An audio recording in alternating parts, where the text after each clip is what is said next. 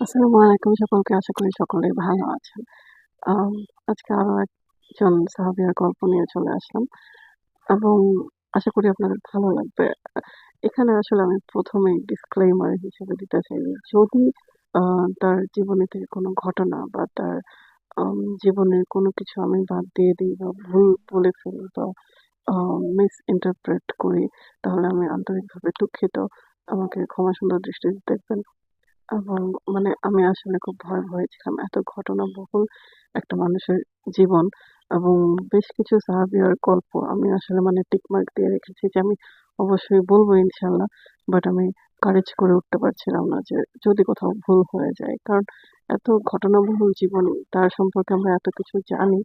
আ কিছু একটা ভুল হয়ে গেলে আসলে মানে যখন নিজেও শুনবো বা নিজেও এ করব, তখন আসলে মানে আমার নিজের কাছেই নিজের খারাপ লাগবে। মানে অন্য কাউকে আমি কি বলবো বা কি বোঝাবো? আমার নিজের কাছেই খারাপ লাগবে আমি যদি কোনো কিছু বাদ দিয়ে দেই। কারণ আমি আমার এই চ্যানেলটাতে আসলে চেষ্টা করছি যে সব সাহাবিয়াদের গল্পের জীবনীগুলো যেগুলো, ঘটনাগুলো যেগুলো একসাথে করার। যাদের নাম আমরা জাস্ট টুকটাক শুনে থাকি। কিন্তু আমরা তাদের পুরো জীবনীটা, পুরো ঘটনাগুলো জানি না। যার কারণে আমি চেষ্টা করছি যে এটা করার। তারপরেও যদি কোনো কিছু বাদ চলে যায়, আমি আশা করব আপনারা আমাকে ক্ষমা সুন্দর দৃষ্টিতে দেখবেন। তো চলুন শুরু করা যাক দেরি না করে। আমি আরো একজন আনসারীর গল্প আজকে বলব। মদিনায় যার বসবাস, মদিনায় যার জন্ম হয়েছে এবং মদিনাতেই তিনি মৃত্যুবরণ করেছেন। তিনি আর কেউ নন, উম্মে সুলাইম রাদিয়াল্লাহু আনহুমা এবং তিনি হচ্ছেন আমাদের রাসূল সাল্লাল্লাহু আলাইহি সাল্লামের দিক থেকে আরকি, মায়ের দিক থেকে যদি আমরা বলি বা আম কি বলে এটাকে? মদিনার যেই আ দিক থেকে আমরা যদি বলি, তিনি তার খালা হন এবং উম্মে সুলাইম এবং উম্মে হারাম তারা দুজন বোন ছিলেন এবং একই গোত্র থেকে বিলং করেন। আমি উম্মে হারামের জীবনী এর আগে আরকি কভার করেছি। আ যদি আপনারা চান তাহলে আপনারা অবশ্যই আমার চ্যানেলটিতে গিয়ে দেখে আসতে পারেন এবং তিনি হচ্ছেন বনু নাজ্জার গোত্র থেকে বিলং করেন। বনু নাজ্জার গোত্র থেকে বিলং করেন তিনি এবং এখানে আসলে যেটি না বলে না, তার জীবনী যখন আমি পড়ছিলাম, মানে হয় না যে একটা মানুষের জীবনী যখন আমরা পড়ি বা জানি, তখন আর কি আসলে মানে মাথার মধ্যে তার একটা পিকচার আমরা ক্রিয়েট করি। তো তার জীবনটা যখন আমি পড়ছিলাম, তখন মানে আমার কাছে ২ বোনের একটা জিনিসই কমন লেগেছিল। তারা আরকি ইসলামের জন্য আম সবকিছু দিয়ে দিতে পারে এবং প্রত্যেকটা রাসূল সাল্লাল্লাহু আলাইহি সাল্লামের জীবনের প্রত্যেকটা ঘটনায় তারা চেষ্টা করেছে যে আমিও যেন থাকি। ইসলামের কোনো একটা দাওয়াতের কাজে বা ইসলামের কোনো একটা ভালো কাজে আ আমিও থাকতে চাই বা আমিও অংশগ্রহণ করতে চাই এই কাজটাতে। এটা তাদের মানে খুব আগ্রহ ছিল সবসময় ২ বোনেরই। হ্যাঁ? তো চলুন শুরু করে দেওয়া যাক তার জীবনের বিশেষ ঘটনাগুলো। উম্মে সুলাইম আমরা যাকে বলে থাকি, তার আসল নাম হচ্ছে রুমাইসা রাদিয়াল্লাহু আনহু, রুমাইসা বিনতে মিলহান আম তার আসল নাম এবং সুলাইম নামে তার কোনো সন্তান নেই। যেমন উম্মে হারাম তার ভাইয়ের নামে পরিচিত। কারণ এই দুজন মানুষ তারা তাদের ভাইয়ের কাছে মাদার ফিগার টাইপের ছিলেন। হ্যাঁ? একদম মায়ের মতো ছিলেন। যার কারণে তারা তাদের ভাইদের পরিচয়ে আরকি উম্মে সুলাইম, উম্মে হারাম এভাবে আরকি পরিচিত তারা দুজনেই। এবং যাই হোক, তিনি হচ্ছেন আগেই বলেছি বানু নাজ্জার গোত্র থেকে তিনি বিলং করেন। তিনি রাসূল সাল্লাল্লাহু আলাইহি সাল্লামের কাছে মাহরাম ছিলেন এবং তাদের ২ বোনের ঘরে রাসূল সাল্লাল্লাহু আলাইহি সাল্লামের অবাধ যাতায়াত ছিলেন এবং আরো একটি কথা এবং আ মানে তিনি হচ্ছেন আমাদের আনাস রাদিয়াল্লাহু আনহুর, আনাস ইবনে মিলহান তিনি, তার মা তিনি এবং উম্মে সুলাইম রাদিয়াল্লাহু আনহুর কথা যদি বলি যে আমরা অনেকটাই জানি আনাস রাদিয়াল্লাহু আনহু তার বর্ণনা থেকে। আ এবং এখানে আসলে মানে তার জীবনের ঘটনা আমি আরকি যেটা একটু আগে বলতে চাচ্ছিলাম যে তাকে আমরা যখন পিকচারাইজ করি বা তার ছবি যখন মনে আঁকি, যখন তার জীবনীটা শুনি বা জানি, তখন আসলে মানে একজন দৃঢ়চেতা নারী এবং আ একজন কি বলা যায়? একজন মানে হয় না যে চারিত্রিক বৈশিষ্ট্যের দিক থেকে অনেক দৃঢ়তা এবং মানে যেটা তিনি বলেন, সেটা তিনি করার যে কারেজ সেটা তিনি করেন এবং তিনি চিন্তা ভাবনা করে অনেকটা কাজ করেন। হ্যাঁ? মানে উম অসাধারণ একজন চারিত্রিক আ গঠনের নারীকে আমরা দেখতে পাই বা জানতে পারি তার সম্পর্কে। যাই হোক, তার যেটা হয় যে যখন মদিনাতে আ যখন হয় যে ১ম নিয়ে আসা হয় যে ইসলামের দাওয়াত, তিনি হচ্ছেন ১ম বলা হয় যে মদিনার মধ্যে ১ম মহিলা তিনি ইসলাম ধর্ম গ্রহণ করেন।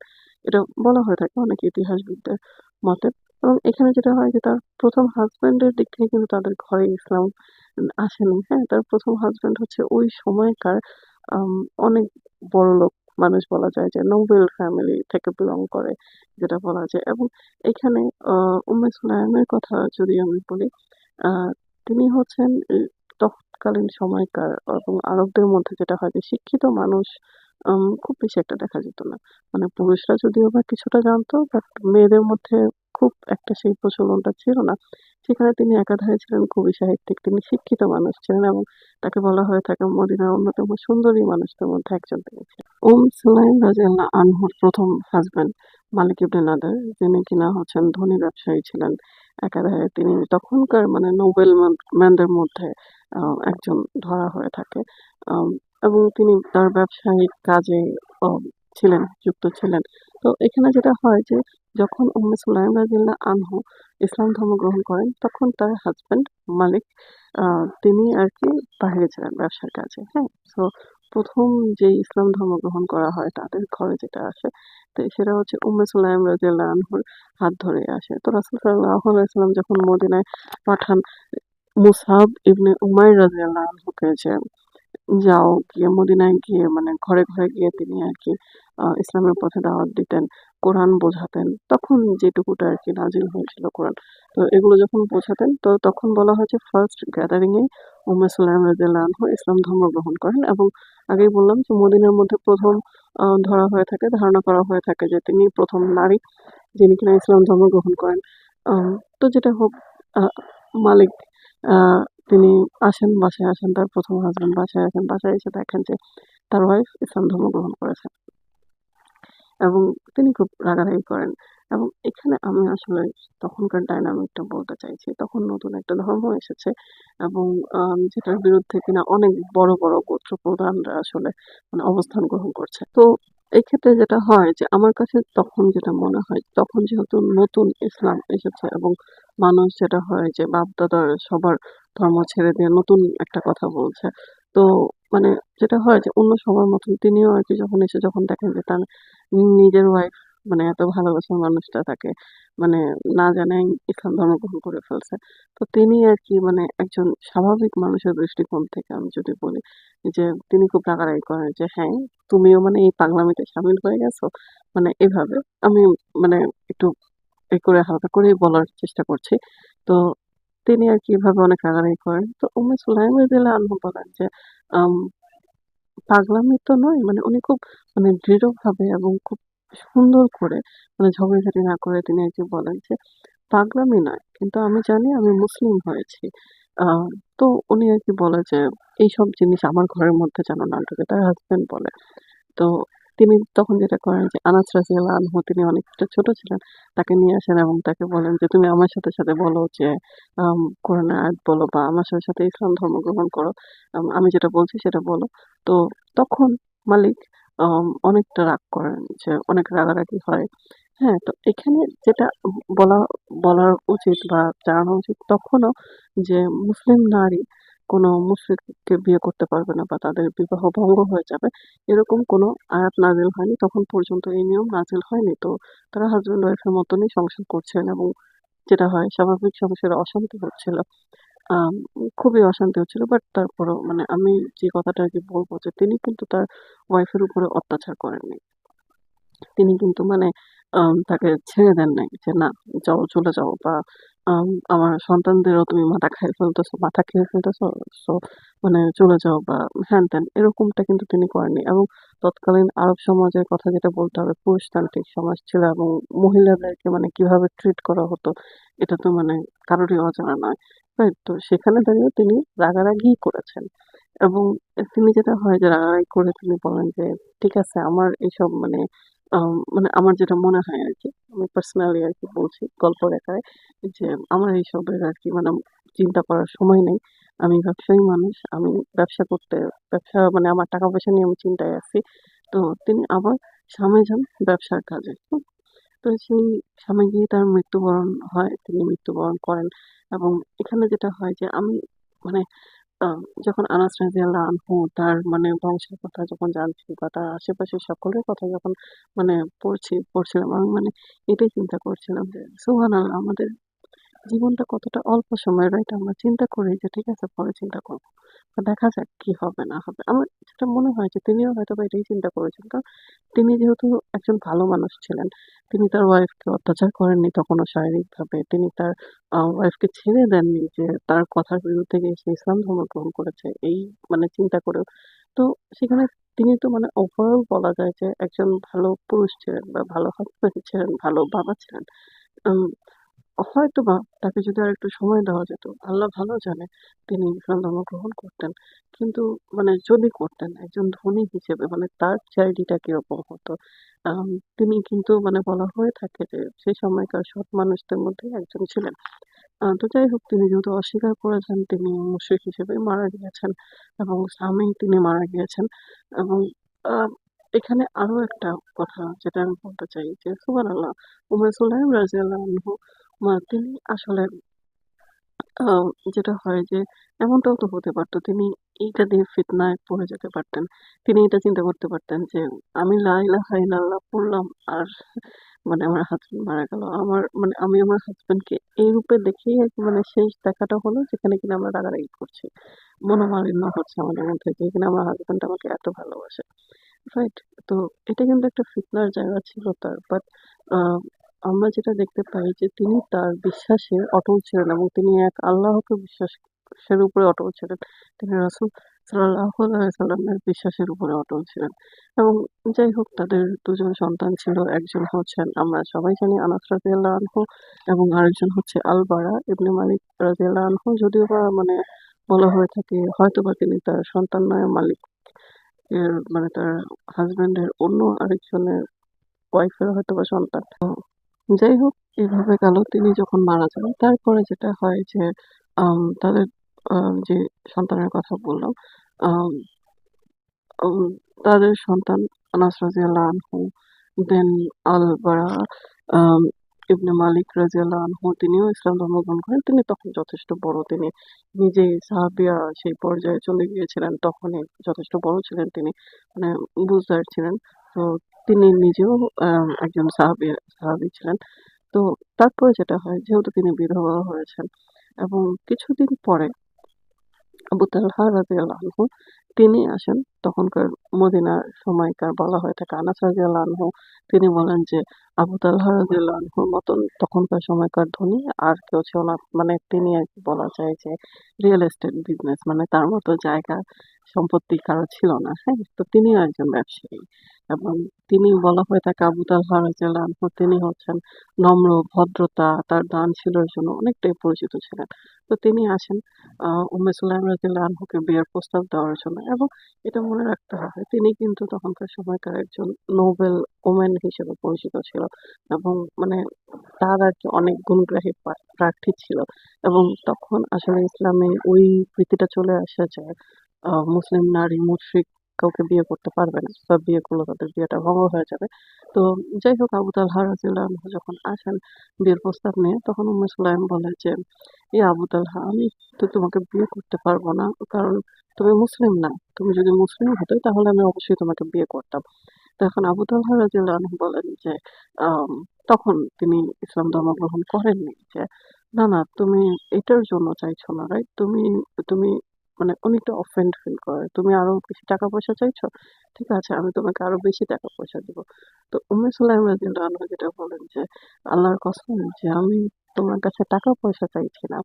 তুমি যদি মুসলমান হও এটাই আমার জন্য হবে মোহর। তুমি মুসলমান হয়ে ইসলাম ধর্ম গ্রহণ করে যদি আমার কাছে আসো, আ এটাই আমার মোহর হিসেবে হবে এবং আমি তোমাকে বিয়ে করব। আমি কোন টাকা-পয়সার জন্য তোমাকে বিয়ে করব না।"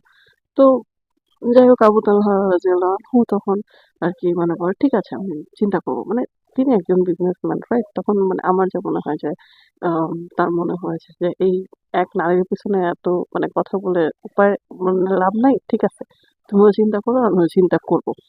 তো যাই হোক তিনি আরকি সেই সময়কার মতন চলে যায়। তারপরে আবার কিছুদিন পরে তিনি উম্মে সুলাইম রাদিয়াল্লাহু আনহুর কাছে আসেন। তিনি বলেন, "তুমি কি চিন্তা করেছো কিছু?" আম তখন উম্মে সুলাইম রাদিয়াল্লাহু আনহু বলে যে, "না, আমার ওই আগের কথাই আছে। তুমি কি চিন্তা করেছো? বা আপনি কি চিন্তা করেছেন?" তখন তিনি বলে যে, "না, আমিও চিন্তা করিনি। আমারও ওই আগের চিন্তাই আছে।"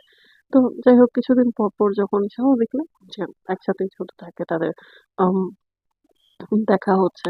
তো তিনি আরকি বলে যে মানে তাকে কিছু হিন্ট দেয় বা বোঝানোর চেষ্টা করে যে, "ইয়া আবু তালহা, আ তুমি যাকে মানে করছো, যার পূজা করছো বা যার কাছে তুমি চাইছো, তোমার কি মানে অবাক লাগে না?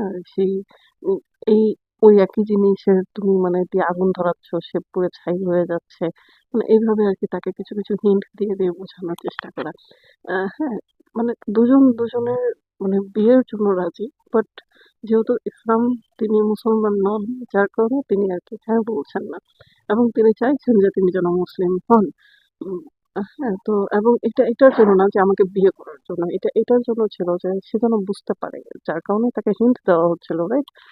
তো যাই হোক কিছুদিন পরে আম আবু তালহা নিজে চিন্তা করেন। চিন্তা করে মানে I guess মানে তিনি আরকি তার মন থেকে ওই চিন্তা করেন, জানার চেষ্টা করেন।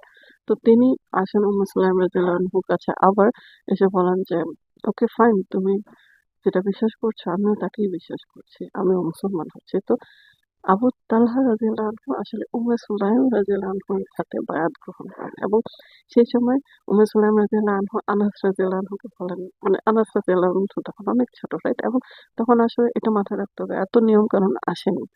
তখন আস্তে আস্তেই আসলে আমাদের নিয়মকানুন গুলো মানে এসেছে বা প্রমিনেন্ট হয়েছে। তখনও এতটা নিয়মকানুন আসেনি যে বিয়েটা কিভাবে হবে বা এত রিচুয়াল আমাদের মধ্যে আসেনি আরকি। তো নির্দেশনা আরকি ঠিক করে। তো যাই হোক আনাস রাদিয়াল্লাহু আনহুকে বলে যে, "তুমি তোমার মানে আমার এবং আবু তালহার আম বিয়ে পড়াও।" তো আনাস রাদিয়াল্লাহু আনহু আসলে মানে এক কথায় বলা যায় যে বিয়ের কাজই ছিল তার মায়ের। তো যাই হোক আলহামদুলিল্লাহ তাদের দুজনের বিয়ে হয়ে যায় এবং এখানে আসলে মানে বলার যে বিষয়টা আমি ইনশাআল্লাহ হয়তোবা আম যদি আল্লাহ আমাকে সুযোগ দেন আমি তার জীবনে আলাদা করে বলবো, আমার ইচ্ছা আছে। বাট এটুকু বলে রাখি তার যে দানশীলতা ছিল, তিনি ধনী ছিলেন এবং তিনি সেটা কাজে লাগাতেন এবং সুলাইমা রাদিয়াল্লাহু আনহুর ক্ষেত্রে যেটা না বলে নয়, তিনি তার আশেপাশে বা তিনি হচ্ছেন মানে যত এতিমরা ছিল, এতিম বাচ্চারা ছিল তাদেরকে আরকি লালন পালন করতেন, হ্যাঁ? এবং নিজের খরচে তাদের ভরণ-পোষণ জোগান দিতেন। সুলাইম রাদিয়াল্লাহু আনহুর কথা যেটা আমরা সবাই জানি যে রাসূল সাল্লাল্লাহু আলাইহি সাল্লামের কাছে তিনি আম তার সন্তান আনাস রাদিয়াল্লাহু আনহুকে দেন। যখন সবাই আ সবকিছু দিচ্ছিল রাসূল সাল্লাল্লাহু আলাইহি সাল্লামকে যে গিফট দিচ্ছিল আরকি।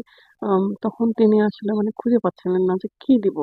মানে অন্যান্য পুরুষ সাহাবীরা যেভাবে তার খেদমত করতে পারছে যে আমি তো স্বাভাবিকভাবেই না যে মহিলা মানুষ আমি তো পারব না তার সাথে সবসময় থাকতে বা তার খেদমত করতে। মানে কি এমন দেওয়া যায় যেটা কিনা মানে আম রাসূল সাল্লাল্লাহু আলাইহি সাল্লামের কাছে সবসময় থাকবে বা তার সেবা করতে পারবে, তার আশেপাশে থাকতে পারবে। তো মানে সুবহানাল্লাহ একজন সৎ মা হওয়া, বুদ্ধিমান মা হওয়া আসলে কতটা জরুরি তার সন্তানের জন্য। আনাস রাদিয়াল্লাহু আনহু যখন এই মানে বিষয়টা বা এই ঘটনাটা narrate করতেন, তিনি ততবারই কান্না করে দিতেন যে স্বাভাবিক না যে তিনি তার মায়ের জন্য রাসূল সাল্লাল্লাহু আলাইহি সাল্লামকে এতটা মানে কাছে থেকে দেখতে পেরেছেন, তার খাদিম হতে পেরেছেন এবং আমরা ইসলামের অনেক হাদিস, অনেক কিছু আমরা আসলে জানতে পারি আনাস রাদিয়াল্লাহু আনহুর কাছ থেকে। এবং যেটা হয় যে তিনি রাসূল সাল্লাল্লাহু আলাইহি সাল্লামের কাছে যান এবং বলেন যে, "ইয়া রাসূলাল্লাহ, আমার কাছে তো কিছুই নাই। আ তো এই যে আমার সন্তান আনাস, আ আমি চাই আপনি আপনার খেদমতে তাকে নিয়োজিত করেন। এই যে নেন আনাস, ইনি এখন এখন থেকে আপনার খাদিম হবে।" এবং আনাস রাদিয়াল্লাহু আনহু তখন অনেক ছোট এবং ধরে নিয়ে গিয়ে বলে যে, "ইয়া রাসূলাল্লাহ, নেন আপনার খাদিম নেন এবং তার জন্য দোয়া করেন।" এবং রাসূল সাল্লাল্লাহু আলাইহি ওয়াসাল্লাম সেখানে দোয়া করে যে, "ইয়া আল্লাহ, আনাস রাদিয়াল্লাহু আনহুকে ধন সম্পদে এবং তার সন্তান সন্ততিতে বরকত দান করুন এবং আপনি তাকে যা দিয়েছেন সেটাতেও বরকত দান করুন।" হ্যাঁ, তো সুবহানাল্লাহ আনাস রাদিয়াল্লাহু আনহু মানে এখন অনেক ইতিহাসবিদরা বলে যে আনাস রাদিয়াল্লাহু আনহুর এত সন্তান-সন্ততি ছিল এবং তাদের গ্র্যান্ড চাইল্ড এত ছিল মানে অর্থাৎ নাতি-নাতনি এবং তারপর নাতি-নাতনি মানে এত ছিল মানে এখন যদি মানে ধরা হয় এই বিষয় হলো প্রত্যেকটা জায়গা থেকে মানে যদি আমরা যদি মানে সাজেস্ট করতে চাই হয়তোবা আনাস রাদিয়াল্লাহু আনহু একজন করে হলেও বংশধর থাকবে। হ্যাঁ, মানে আমি যদিও বা বলছি না যে যান গিয়ে খুঁজে বের করতে থাকেন। নট লাইক দ্যাট বাট থাকবে। মানে হয়তোবা চলে যাবে কোনো না কোনোখানে এবং স্বাভাবিকভাবে আনাস রাদিয়াল্লাহু আনহুর কাছে গেলে এবং তার পরবর্তী আ কে আছে? তার মা আছে উম্মে সুলাইম রাদিয়াল্লাহু আনহা। সো lineage টা তার দিকেও যায়, রাইট? তো যাই হোক সেদিকে গেল। তারপরে এখন আমি একটি ইন্টারেস্টিং ঘটনা বলতে চাই। ঘটনাটা এজন্য বলতে চাই যে আমি মানে এটা বোঝাতে চাইছি যে উম্মে সুলাইম রাদিয়াল্লাহু আনহুর সাথে রাসূল সাল্লাল্লাহু আলাইহি ওয়াসাল্লামের কতটা গভীর সম্পর্ক ছিল। হ্যাঁ? একদিন যেটা হয় যে আবু তালহা রাদিয়াল্লাহু আনহু তিনি আসেন বাসায়। বাসায় এসে বলেন যে, "ইয়া উম্মে সুলাইম" বা তার নাম ধরে বলেন যে আমি আজকে রাসূল সাল্লাল্লাহু আলাইহি ওয়াসাল্লামের মানে তিনি যখন কথা বলছিলেন, আমি কেন যেন মনে হচ্ছিল যে তিনি ক্ষুধার্ত, মানে ক্লান্ত। হ্যাঁ? মানে তিনি খাননি। তো এরকম মনে হচ্ছিল। তো উম্মে সুলাইম রাদিয়াল্লাহু আনহু কি করেন যে আনাস রাদিয়াল্লাহু আনহুকে ডাকেন। ডেকে তিনি মানে তার আম মানে এক পাশে আরকি একটা রুটি আরকি বেঁধে দিয়ে বলেন যে, "যাও এটা রাসূল সাল্লাল্লাহু আলাইহি ওয়াসাল্লামকে দিয়ে দিয়ে আসো বা তাকে খেতে বলো।" তো আনাস রাদিয়াল্লাহু আনহু দৌড়ে যান। দৌড়ে গিয়ে রাসূল সাল্লাল্লাহু আলাইহি ওয়াসাল্লামকে বলেন যে, "ইয়া রাসূলাল্লাহ।" তো রাসূল সাল্লাল্লাহু আলাইহি ওয়াসাল্লাম তিনি বলেন যে, "তোমাকে কি তোমার মা পাঠিয়েছে? উম্মে সুলাইম পাঠিয়েছে?" তখন বলা যায়, "হ্যাঁ।" তখন হচ্ছে খাবারের জন্য? তখন বলা যায়, "হ্যাঁ, জি, খাবারের জন্য।" তো এখানে যেটা হয় যে আনাস রাদিয়াল্লাহু আনহু বলেন যে, "আমি আসলে চাইছিলাম যে কারণ আশেপাশে অনেক ক্ষুধার্ত মানুষ আছে। অনেক আনসারই ক্ষুধার্ত আছে। তো আমি চাইছিলাম যে অল্প রুটি, একটা রুটি তো আমি জাস্ট মানে আড়ালে ডেকে নিয়ে রাসূল সাল্লাল্লাহু আলাইহি ওয়াসাল্লামকে মানে খেতে বলি। বাট রাসূল সাল্লাল্লাহু আলাইহি ওয়াসাল্লাম সবার সামনে বলছিলেন। তো আমি একটু হকচকিয়ে গিয়েছি। হ্যাঁ বলার সঙ্গে, সঙ্গে রাসূল সাল্লাল্লাহু আলাইহি ওয়াসাল্লাম সকলকে নিয়ে বলেন যে, "সকলে চলো উম্মে সুলাইম রাদিয়াল্লাহু আনহু আমাদেরকে দাওয়াত দিয়েছে। উম্মে সুলাইমের বাসায় চলো।" হ্যাঁ, এবং আনাস রাদিয়াল্লাহু আনহু মানে ভড়কে যান। বলেন যে, আম মানে আমি দৌড়ে, দৌড়ে বাসায় যাচ্ছিলাম আগে। যেন আমি তার আগে যেন বাসায় যেয়ে আমার মাকে যেন বলতে পারি যে আমি তো মিস করে ফেলেছি। যে রাসূল সাল্লাল্লাহু আলাইহি ওয়াসাল্লাম সবাইকে নিয়ে আমাদের বাসার দিকে আসছেন। আমার তো ছিল শুধু রাসূলের খাবার দেওয়ার কথা। তো সুবহানাল্লাহ, উম্মে সুলাইম রাদিয়াল্লাহু আনহু তিনি বলেন যখন শোনেন তিনি কিন্তু মানে তাড়াহুড়ো করেননি বা কোনো চিন্তা করেননি। তিনি বলেছেন যে তিনি রাসূল, তিনি জানেন তিনি কি করছেন। এবং যখন রাসূল সাল্লাল্লাহু আলাইহি ওয়াসাল্লাম আসে তিনি এসে বলেন যে আ উম্মে সুলাইম কোথায়? মানে খাবার কোথায়? বা তোমার কাছে কি খাবার আছে? বের করো। তখন আনাস রাদিয়াল্লাহু আনহুর কাছ থেকে রুটিটা নিয়ে তিনি বলেন যে, ইয়া রাসূলাল্লাহ এটাই আছে আমার কাছে। মানে আমি যখন পড়ছিলাম আমার কাছে না খুব মজা লাগছিল। যেহেতু আমরা খালাদের সাথে, ফুপুদের সাথে অনেকটা আন্তরিক হই, রাইট? মানে আমরা মানে অনেক আহ্লাদ করি বা আ যেটা হয় যে মায়ের কাছ থেকে যে জিনিসটাতে বকা খাই সেটা হয়তোবা আমরা খালা ফুফুদের কাছে বলি। তো আমার কাছে এই জিনিসগুলো যখন আমি পড়ছিলাম আমার কাছে এটাই মনে হচ্ছিল যে রাসূল সাল্লাল্লাহু আলাইহি সাল্লামের সাথে আম তাদেরও সম্পর্কটা ঠিক এরকমই ছিল। এবং আ যখন বলা হয় তখন তিনি বলেন যে, "ঠিক আছে, তোমার কাছে কি কোনো ঘি আছে বা বাটার যেটাকে বলে যা আছে?" তখন তিনি বের করে দেন এবং রাসূল সাল্লাল্লাহু আলাইহি সাল্লাম রুটিগুলোকে টুকরো, টুকরো করে দেন তিনি একটা বলে রাখেন এবং বলে রেখে আনাস রাদিয়াল্লাহু আনহুকে বলেন যে ১০ জন ১০ জন করে ব্যাচ, ব্যাচ করে, করে পাঠাও এবং রাসূল সাল্লাল্লাহু আলাইহি সাল্লাম নিজে সেখান থেকে আরকি সবাইকে রুটি খাওয়ান এবং এইভাবে প্রায় ৮০ জন মানুষকে তিনি খাওয়ান। সুবহানাল্লাহ! রাসূল সাল্লাল্লাহু আলাইহি সাল্লামের মুজিজা। উম্মে সুলাইম রাদিয়াল্লাহু আনহুর ঘরে এই একটা মুজিজা আমরা দেখতে পাই বা জানতে পারি। এবং তারপরে বলা হয়ে থাকে যে আনাস রাদিয়াল্লাহু আনহুর কাছ থেকে জানা যায় যে তারা প্রায় ২ মাস ওই বোল থেকে রুটি খেয়েছে এবং রুটি শেষই হয়নি। হ্যাঁ? তো সুবহানাল্লাহ! এবং আরো একটি ঘটনা যেটা কিনা না বলে নয় যে উম্মে সুলাইম রাদিয়াল্লাহু আনহুর সাথে রাসূল সাল্লাল্লাহু আলাইহি ওয়াসাল্লাম কতটা ওতপ্রোতভাবে জড়িত ছিলেন।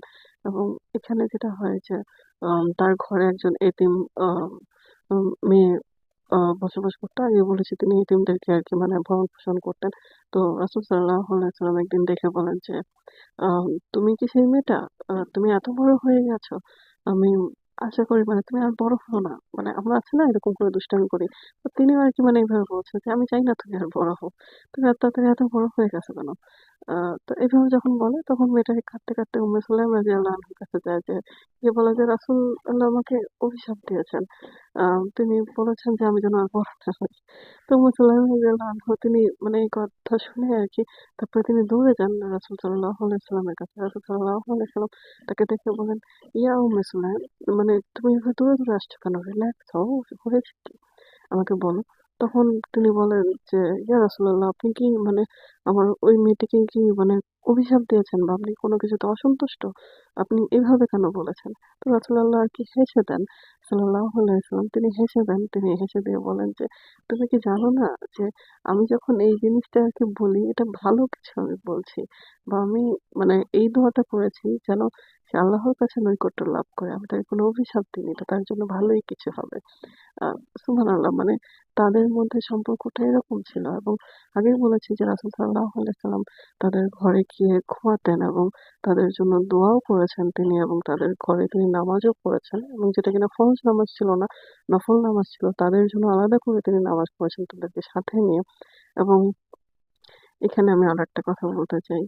আবু তালহা এবং উম্মে সুলাইম রাদিয়াল্লাহু আনহুর আরো একটি সন্তান হয়। ওই একটি সন্তান হয়। মানে তখন পর্যন্ত নাকি তাদের বিবাহের পরে আবু উমাইর আ তিনি হচ্ছেন তখন খুব ছোট বয়সে তিনি মারা যান, এবং তার যে ঘটনা আমরা ছোটবেলায় বইতে পড়েছি, আমি অনেকেই হয়তোবা মনে থাকবে বা মনে করবেন যে এটি তিনি পাখি পালতেন। অনেক পাখি পছন্দ করতেন। তো তার পাখি নিয়ে রাসূল সাল্লাল্লাহু আলাইহি ওয়াসাল্লাম যখন ঘরে আসতেন, তিনি মানে অনেক খুঁটিয়ে প্রশ্ন করতেন যে, "তোমার পাখিটা কেমন আছে? বা তুমি কিভাবে পালছো?" মানে পাখি বিষয়ক যত ঘটনা আছে, মানে জাস্ট ইমাজিন, তিনি একজন রাসূল, তিনি আমাদের নবী, তার কত কাজ। তারপরও তিনি যখন একজন বাচ্চার সাথে যখন দেখা করছেন, তার পাখি নিয়ে যে নিশটা যেটা আছে, সে যে পাখি পালতো, মানে সেটা সম্পর্কেও তার মানে ধারণা ছিল, এবং সেটা নিয়েও তিনি প্রশ্ন করতেন এবং অনেকক্ষণ ধরে তারা দুজনে গল্প করতেন এটা নিয়ে। হ্যাঁ? তো তিনি অনেকটাই ক্লোজ ছিলেন তার সাথে, এবং যেটা হয় এই সময়টায় আম একবার আরকি যখন তার পাখি মারা যায়, তিনি এসে জিজ্ঞাসা করেন রাসূল সাল্লাল্লাহু আলাইহি ওয়াসাল্লাম যে, "তোমার পাখিটা কোথায়?" এবং তিনি তাকে আসলে সান্ত্বনা দেন যে পাখি মারা গেছে যখন মারা যায়। তো তিনি তাদের সন্তান উম্মে সুলাইম রাদিয়াল্লাহু আনহার সন্তান তিনি মারা যান। অনেকটা জ্বর হয়, জ্বর হয়ে মারা যান। অনেক ছোটবেলাতেই তিনি মারা যান, এবং যখন মারা যায় আবু তালহা রাদিয়াল্লাহু আনহু, তিনি হচ্ছেন বাহিরে ছিলেন ব্যবসার কাজে, এবং তার কাজে আরকি বাহিরে ছিলেন। তিনি যখন বাসায় আসেন রাত্রেবেলা, তখন পর্যন্ত মানে উম্মে সুলাইম রাদিয়াল্লাহু আনহু তিনি মা, রাইট? বাট তিনি আসলে নিজের থেকেও বেশি এটা চিন্তা করছিলেন যে তিনি তার স্বামীকে কিভাবে বলবেন। একটাই সন্তান তাদের ঘরের দুজনের আ তখন পর্যন্ত। তো তিনি মানে আসলে বুঝতে পারছিলেন না কিভাবে বলবেন। তো তিনি রাত্রে আসেন, উম্মে সুলাইম রাদিয়াল্লাহু আনহু তিনি নিজে পরিপাটি হন, তিনি খাওয়া-দাওয়া করেন। তখন পর্যন্ত আমি মানে জাস্ট ইমাজিন করছিলাম যে আম কতটা কষ্ট উনার নিজের বুকে চাপা দিয়ে আরকি, মানে তিনি চেষ্টা করছেন বলার জন্য যে আমাদের সন্তান আর নেই। তো মানে কিভাবে বলবেন সেটাই আরকি চিন্তা করছিলেন। তো সেই রাত্রে তারা হাসব্যান্ড ওয়াইফ তারা থেকেছেন আরকি, মানে ঘুমিয়েছেন। দেন তারা যখন সকালে উঠেছেন, তখন উম্মে সুলাইম রাদিয়াল্লাহু আনহু আম আবু তালহাকে বলেন যে, আম "ধরো যে আমাদের আম যখন আল্লাহ সুবহানাহু ওয়া তাআলা তোমার কোনো কিছু, কেউ যদি তোমাকে কোনো কিছু দেয় এবং পরবর্তীতে তুমি সেখান থেকে বেনিফিটেড হলে, দেন তোমার কাছ থেকে যে জিনিসটা আবার চেয়ে নিতে আসলো এবং নিয়ে চলে গেল, তখন তুমি কি করবে?" তখন আবু তালহা রাদিয়াল্লাহু আনহু যেটা বলেন যে, "আমি কি করব? যেহেতু আমি বেনিফিট হয়েছি, আমি আল্লাহ তাআলার শুকরিয়া আদায় করব। দেন তাকে সেটা দিয়ে দেব, এবং সেটা নিয়ে আমি আসলে আর মন খারাপ করার তো কিছু নেই, যেহেতু সেটা আমার না।" তো তখন উম্মে সুলাইম রাদিয়াল্লাহু আনহু তিনি বলেন যে, আ "আমাদের সন্তান আর নেই। সে মারা গেছে, এবং আগের দিন সে মারা গেছে। আমি এতক্ষণ বলতে পারছিলাম না, আমি এখন আল্লাহ তাআলা তার জিনিস তিনি নিয়ে গেছেন।" তো এটা শোনার পরে যেটা হয় যে আম আবু তালহা স্বাভাবিকভাবেই তিনি রেগে যান যে, "আমার সন্তান মারা গিয়েছে। আমার এত ভালোবাসার মানে সন্তান মারা গিয়েছে। তুমি আ মৃত্যুবরণ করেছে। তুমি আজকে আমাকে বলছো?" মানে সারাটা রাত গেল, আমি খাওয়া-দাওয়া করলাম। সকালবেলা জেগে উঠে বলছো, মানে স্বাভাবিক না? এটা অস্বাভাবিক কিছু না। একেকজন একেকভাবে তাদের শোকটাকে প্রকাশ করে। তো তিনি যেটা হয় যে খুব দ্রুত রাসূল সাল্লাল্লাহু আলাইহি ওয়াসাল্লামের কাছে যান। মন খারাপ নিয়ে বা রাগ করে যেটাই হোক তিনি যান, এবং তাকে দূর থেকে দেখে রাসূল সাল্লাল্লাহু আলাইহি ওয়াসাল্লাম মুচকি হাসেন এবং হেসে বলেন যে, "আল্লাহ সুবহানাহু ওয়া তাআলা তোমাকে আম বাবা বানাচ্ছে", বা এভাবে তাকে সুসংবাদ দেয়। হ্যাঁ, যখন মানে আমি জাস্ট ইমাজিন করতে বলছি রাসূল সাল্লাল্লাহু আলাইহি ওয়াসাল্লাম মুচকি, মুচকি হাসছেন বা হাসছেন। আবু তালহা রাদিয়াল্লাহু আনহু নিশ্চয়ই চিন্তা করছেন যে, ইয়া রাসূলাল্লাহ আপনি হাসছেন কেন? আমার এত দুঃখের সময়। এবং সুবহানাল্লাহ, যে রাত্রে তার সন্তান চলে গিয়েছে, সে রাত্রে তিনি আরো একবার বা আল্লাহ সুবহানাহু ওয়া তাআলা তাকে আরো একজন সন্তান দান করেছেন। এবং এই সন্তান থেকে আনাস রাদিয়াল্লাহু আনহু বলেন যে, এই সন্তান নিজেও সাহাবী হয়েছিলেন এবং নিজেও তার যে ৯ জন সন্তান বা ৭ জন সন্তান হয়েছিল, তারা সকলে কোরআনের হাফেজ হয়েছিলেন। হ্যাঁ? এবং তখনকার সময় কোরআনের হাফেজ হওয়া অনেক বড় একটা ব্যাপার ছিল।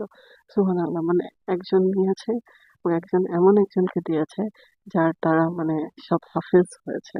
আ এখানে আসলে আর কিভাবে বলার আছে আল্লাহ সুবহানাহু ওয়া তাআলার, তিনি নেওয়ার পরে তিনি আরো বেশি দেন। আমরা আসলে এই জীবনীগুলো থেকে, এই ঘটনাগুলো থেকে বুঝতে পারি। তারপর আরো যেটা হয়েছে খন্দকের যুদ্ধের সময়, এই ঘটনাটি না বললেই নয়। আ যেটা হয়, উম্মে সুলাইম রাদিয়াল্লাহু আনহু তিনি রাসূল সাল্লাল্লাহু আলাইহি ওয়াসাল্লামকে বলেছিলেন যে, ইয়া রাসূলাল্লাহ, তুমি সামনের বা আপনি সামনের আম শত্রুদেরকে সরান বা করেন।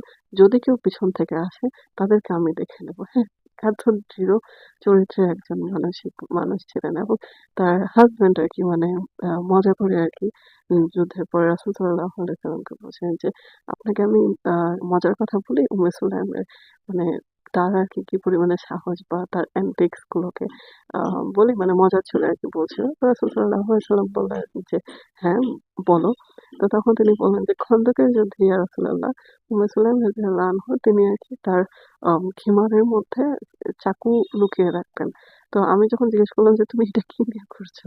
তখন সে বলল যে, "যদি পিছন দিক থেকে কেউ আসে বা কোনো মুশরিক আসে, আমি যেন তার পেট ফুটো করে দিতে পারি একবারে। যার কারণে আমি এটা হাতে নিয়ে ঘুরছি, লুকায় রেখে ঘুরছি।" আ সুবহানাল্লাহ, এই মানে নারীর তার সাহস, তার কারেজ, এবং তিনি সবসময় রাসূল সাল্লাল্লাহু আলাইহি ওয়াসাল্লামের কাছে আশেপাশে থাকার চেষ্টা করতেন। তার কাছ থেকে সাজেশন নেওয়ার, তার মানে প্রত্যেকটা জীবনীতে, প্রত্যেকটা ঘটনায় তিনি অংশগ্রহণ করার চেষ্টা করতেন এবং আ এটাও বলা হয় যে তিনি প্রচন্ড গরমে রাসূল সাল্লাল্লাহু আলাইহি ওয়াসাল্লাম যখন ঘেমে যাচ্ছিলেন, তার ঘামটাকে সংগ্রহ করে তিনি একটা ওই তখনকার সময় আতর বা তারা যেভাবে আরকি সেন্ট আরকি ব্যবহার করত, সেখানে আরকি ভরে রাখছিলেন। তো রাসূল সাল্লাল্লাহু আলাইহি ওয়াসাল্লাম বলছেন যে, "তুমি এটা কি করছো?" তখন বলছে যে, আপনার যে রহমত সেটা আরকি নিচ্ছি। এটা যেন আমার কাছে থাকে বা আমার আশেপাশে যেন থাকে।" আ সুবহানাল্লাহ। মানে এরকম একজন নারী তিনি ছিলেন এবং এই মহিয়সী নারী রাসূল সাল্লাল্লাহু আলাইহি ওয়াসাল্লামের ইন্তেকালের পরে অনেকটা বছর বেঁচে ছিলেন। তিনি উসমান বলা হয়ে থাকে। তার সঠিক আ মৃত্যু সাল আম জানা না গেলেও বলা হয়ে থাকে তিনি উসমান রাদিয়াল্লাহু আনহুর সময় মৃত্যুবরণ করেন। তো এই ছিল তার জীবনী বা তার ঘটনা। আশা করি আপনাদের ভালো লেগেছে। আমি আবারও বলছি, যদি কোনো ভুল ত্রুটি হয়ে থাকে অবশ্যই আমাকে ক্ষমা সুন্দর দৃষ্টিতে দেখবেন এবং আমার চ্যানেলটি লাইক এবং সাবস্ক্রাইব করে পাশেই থাকবেন। আসসালামু আলাইকুম।